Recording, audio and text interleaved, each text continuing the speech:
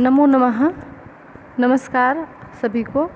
बच्चों, आज हम लोग रुचिरा भाग 3 के चौथे पाठ का अध्याय करेंगे जो हमारे जुलाई के सिलेबस में है। ठीक है। पाठ का नाम है सदैव पुरतो निधेहि चरणम। ठीक है। सबसे पहले हम लोग इसके विषय में थोड़ा सा परिचय जान लें। यह श्रीधर भास्कर वर्णेकर द्वारा विरचित प्रस्तुत गीत में चुनौतियों को स्वीकार करते हुए आगे बढ़ने का आह्वान किया गया है। इसके प्रणेता अर्थात रचयिता राष्ट्रवादी कवि हैं। इस गीत के द्वारा उन्होंने जागरण तथा कर्मठता का संदेश दिया है।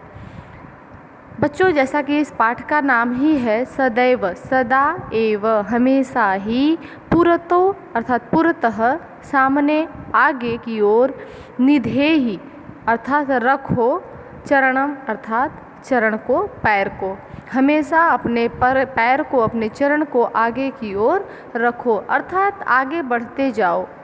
तो यह पाठ हमें क्या सीख दे रहा है कि हमें हमेशा आगे की ओर बढ़ते रहना चाहिए। चूँकि यह राष्ट्रवादी कवि हैं, राष्ट्रहित में कविता लिख रहे हैं, तो इन्होंने इस गीत के द्वारा लोगों को जगाने का प्रयास किया है, लोगों को कर्मठ बनाने का, लोगों को कार्यशील बनाने का, लोगों को श्रमशील बनाने का कार्य इन्होंने इस कविता के माध्यम से किया है। ठीक है। अब हमको आगे बढ़ने के लिए क्या चुनौतियाँ आती हैं, क्या प्रॉब्लम्स आती हैं, उन चुनौतियों को हमें पार करके कैसे आगे बढ़ना है। क्योंकि बच्चों देखिए, हम कभी भी सरलता से अपने लक्ष्य को हासिल नहीं कर सकते और कोई इसका शॉर्टकट रास्ता भी नहीं होता है। सफलता के लिए हमेशा ही हमें लंबे मार्ग से गुजरना चाहिए, अर्थात हमें अच्छी खासी मेहनत करनी चाहिए। क्योंकि हम शॉर्टकट अपनाएंगे तो उसका फल भी हमें शॉर्टकट में ही मिलेगा। ठीक है। अगर आपको लंबा सुखद लक्ष्य की अनुभूति चाहिए तो आपको उसके लिए मेहनत भी लंबी और कठिन करनी चाहिए, जिससे कि आप अगर चाहें, आपके किसी की इच्छा नहीं होगी ना रिक्शा खींचने की, सब्जी बेचने की। हर किसी की इच्छा क्या होगी, डॉक्टर, इंजीनियर, ऑफिसर या फिर अलग टाइप के, या फिर एक अच्छा इंसान भी बनने के। तो एक अच्छा इंसान बनने के लिए भी ज़रूरी नहीं है कि हम ऐसे ही इतनी आसानी से बन जाएंगे। झूठ नहीं बोलना, सच बोलना, लोगों की मदद करना, अपने बारे में भी न सोचते हुए दूसरों के बारे में सोचना, ये बहुत मुश्किल होता है। और सबसे बड़ी कठिन परीक्षा यही है कि हम एक अच्छे इंसान बने। तो इस पाठ में हम देखेंगे कि किस तरह हमें अपने लक्ष्य के मार्ग में कठिनाई आते हुए भी हमें किस तरह से उन्हें पार करके आगे बढ़ना है। सबसे पहले बच्चों, हम इसका सस्वर पाठ करेंगे हम लोग, उसके बाद हम लोग इसका अर्थ देखेंगे। ठीक है। तो आप लोग मेरे साथ साथ सभी लोग इसका सस्वर पाठ करेंगे। ठीक है। चल चल पुरतो निधेहि चरणम, सदैव पुरतो निधेहि चरणम। चल चल पुरतो निधेहि चरणम, सदैव पुरतो निधेहि चरणम। गिरिशिखरे ननु निज निकेतनं, विनैव यानं नगारोहणम्। बलं स्वकीयं भवति साधनं, सदैव पुरतो निधेहि चरणं। पथि पाषाणा विषमा प्रखरा, हिंसा पशवः परितो घोरा। सुदुष्करं खलु यद्यपि गमनं, सदैव पुरतो निधेहि चरणं। थोड़ी सी कठिन लाइन है, फिर से देखेंगे। पथि पाषाणा विषमा प्रखरा, हिंसा पशवः परितो घोरा। सुदुष्करं खलु यद्यपि गमनं, सदैव पुरतो निधेहि चरणं। जहि भीतिं भज भज शक्तिं, विधेहि राष्ट्रे तथानुरक्तिं। कुरु कुरु सततं ध्येय स्मरणं, सदैव पुरतो निधेहि चरणं। आप लोग भी इसको एक बार रीडिंग करिएगा और सस्वर पाठ करने की कोशिश कीजिएगा, इसको गा करके। ठीक है।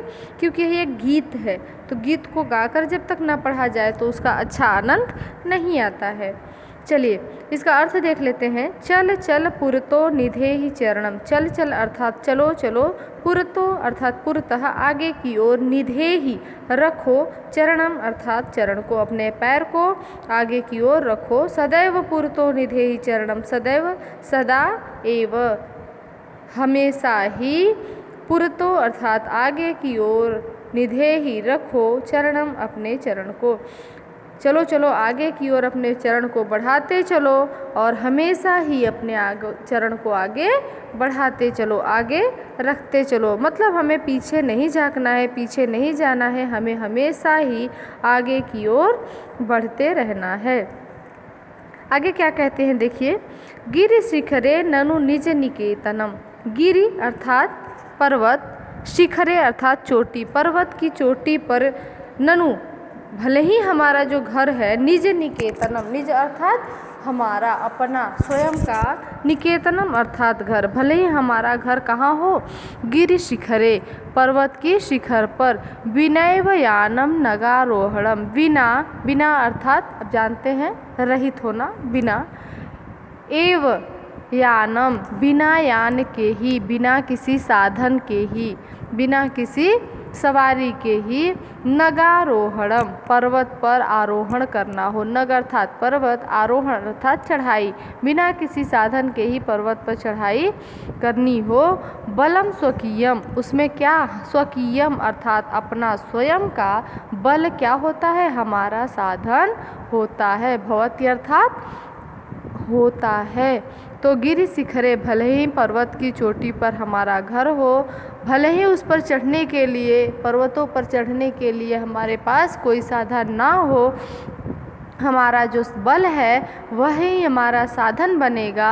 और सदैव पुरतो निधेहि चरणम, इसलिए अपने कदम को हमेशा ही आगे की ओर रखो। पथि पाषाणा विषमा प्रखरा, पथि अर्थात मार्ग में, सप्तमी विभक्ति एक वचन है, मार्ग में, पाषाणाः, पाषाणा अर्थात पत्थर, बहुवचन में है, विषमाः उबड़ खाबड़ पत्थर, प्रखराः नुकीले पत्थर, मार्ग में भले ही उबड़ खाबड़ नुकीले पत्थर हों। हिंसा पशवः परितो घोरा, हिंसा अर्थात हिंसक, मारने वाले, खाने वाले, पशवः अर्थात पशु, परितो अर्थात चारों तरफ, परितः घोरा मतलब अत्यंत भयानक। सुदुष्करम, भले ही रास्ते में कितने भी हिंसक पशु हों, चारों तरफ भले ही कितना भी अंधेरा हो, चाहे कितना भी घना अंधेरा हो, चाहे कितनी भी कठिनाई हो, चाहे कितना भी मुश्किल हो, तो हिंसा अर्थात हिंसक पशु, परितः घोरा अर्थात भयंकर जो हिंसक पशु हैं वो चारों ओर हमारे भले ही हों। सुदुष्करम, दुष्कर्म अर्थात बहुत ही कठिन, खलु यद्यपि गमनम, निश्चय ही आपका जो मार्ग है, वह जो आपका रास्ता है जाने का, वह भले ही बहुत ही कठिन हो, किंतु आपको हमेशा ही आगे की ओर चरण रखते जाना है। जही ही भीतिम भज भज शक्तिम, जही ही अर्थात छोड़ दो, छोड़ दो किसको, भीतिम अर्थात डर को छोड़ दो, भज भज शक्तिम और अपनी शक्ति की, अपने बल को, अपने स्वयं के बल को क्या करो, भज भज, भज भज अर्थात भजना, उसको याद करना, उसको स्मरण करना कि मेरे पास बहुत पावर है, मेरे पास बहुत शक्ति है। विधेहि राष्ट्रे तथानुरक्तिम, राष्ट्र में विधेहि अर्थात अपने देश में, अपने राष्ट्र में, अनुरक्तिम अर्थात प्रेम को रखो। कुरु कुरु सततम ध्येय स्मरणम, अपने ध्येय को, अपने लक्ष्य को बार बार स्मरण करो। सदैव पुरतो निधेहि चरणम, और अपने कदम को हमेशा ही आगे की ओर रखो। ठीक है, आगे देखते हैं बच्चों, ये हो गया इसका सामान्य अर्थ। अब हम देखते हैं इसका प्रासंगिक अर्थ क्या है, इस समय में हमारे सिलेबस में क्यों दिया गया है। तो हमारे सिलेबस में कोई चीज़, हमने आपको पहले भी बताई है कि कोई भी चीज़ हमारे सिलेबस में दी जाती है तो उसका एक मीनिंग होता है। और आप जैसे जो कच्चे घड़े हैं, यदि आपकी हैबिट हो जाएगी कि हाँ हमें आराम से पढ़ना है, हम आराम करेंगे या हो जाएगा, बस ऐसे ही हो जाएगा, तो आपकी यही हैबिट आगे चलकर आपके मार्ग में, आपके लक्ष्य प्राप्ति के मार्ग में बहुत बड़ी बाधा उत्पन्न करेगी। इसीलिए आप सभी को इस चीज़ को ध्यान में रखना है कि जो यह लाइन है यह हम अपने जीवन में उतारें। सबसे पहले गिरि शिखरे ननु निज निकेतनम। गिरि शिखरे का मतलब है पर्वत पर हमारा घर हो। कवि के कहने का तात्पर्य बिल्कुल ये नहीं है कि हमारा घर पर्वत पर है।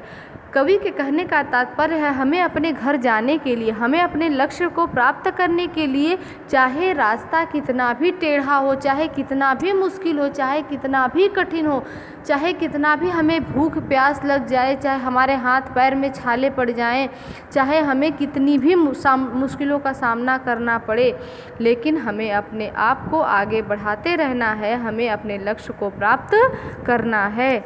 आगे देखिए पथि पाषाणा, इसमें देखिए बलम स्वकीयम भवति साधनम। हमें आगे बढ़ने के लिए अपने ही साधन का प्रयोग करना है। वो साधन क्या है?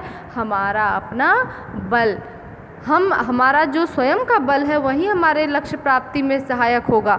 हम सोचेंगे कि कोई हमारा दोस्त मित्र यार हमें नकल बता देगा और हम पास हो जाएंगे, अच्छे नंबर आ जाएंगे, तो इससे आप डॉक्टर, इंजीनियर, ऑफिसर नहीं बन सकते हैं। इस चीज़ का आपको ध्यान रखना चाहिए।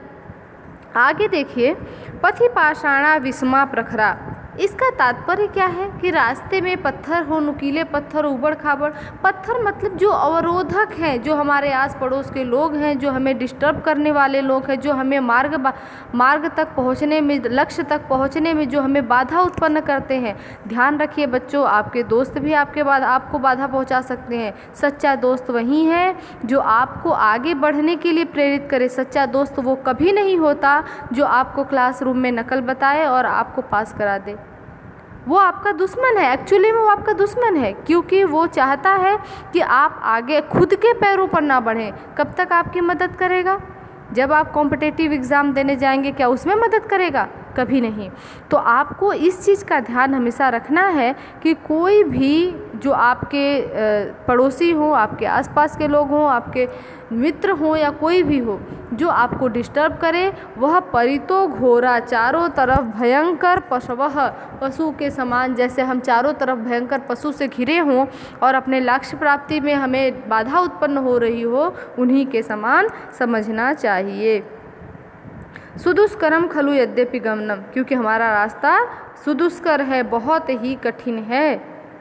आगे देखिए जही ही भीतिम भज भज शक्तिम। तात्पर्य क्या है? जही ही भीतिम, भीति को त्याग दो। इसका क्या तात्पर्य है? तात्पर्य ये है कि भीति अर्थात भय को छोड़ दो। आपको ये जो लगता है कि अरे बहुत मुश्किल है, डॉक्टर बनना तो बहुत मुश्किल है, इंजीनियर बनना तो बहुत मुश्किल है, IAS PCS अधिकारी बनना तो बहुत मुश्किल है, कुछ मुश्किल नहीं है। सब कुछ आपके वश में है, सब कुछ आपके हाथ में है, आप सब कुछ कर सकते हो। आप अपनी बुद्धि का कितना % यूज करते हो ये आप नहीं जानते हो। आप एक सूक्ष्म मात्रा में 2 से 3% यूज करते हो, बाकी आपका दिमाग रेस्ट करता है। तो आप अपने दिमाग को लगाओ, बढ़ाओ, पढ़ाओ, ठीक है। आपके अंदर वो हर शक्ति है जो आप करने में सक्षम हो। आप पहले ठान लो कि मुझे ये करना है, फिर 100% इसकी गारंटी हम लेते हैं कि आप वो चीज़ बन जाओगे। लेकिन आपको ठान लेना है कि मुझे ये करना है और उसी के अकॉर्डिंग आपको दिन रात मेहनत करनी पड़ेगी। फिर आपको अपने लक्ष्य की प्राप्ति में कोई बाधा उत्पन्न नहीं होगी और कोई भी आपको आपके लक्ष्य तक पहुँचने में रोक नहीं सकता। आप वहाँ तक 100% पहुँचेंगे, आप अपने एम को प्राप्त कर सकते हैं। तो आपको अपनी जो भय है आपके अंदर, उस भय को मिटाना है और अपनी शक्ति को, अपने बल को बार बार पहचानना है और अपने राष्ट्र में, अपने देश में अपने प्रेम को बना करके रखना है। और कुरु कुरु सततम ध्येय स्मरणम, अपने ध्येय को, अपने लक्ष्य को, अपने एम को हमेशा स्मरण रखना है कि मुझे ये बनना है और जो बनना है उसी के अकॉर्डिंग मेहनत भी करनी है। आई होप बच्चों कि आपको समझ में आ गया होगा, अच्छे से समझ में आ गया होगा। यदि कोई प्रॉब्लम हो तो आप इसमें वीडियो में भी कमेंट में पूछ सकते हैं, नहीं तो आप व्हाट्सएप में भी पूछ सकते हैं, अदरवाइज़ आप फ़ोन करके भी पूछ सकते हैं। ठीक है।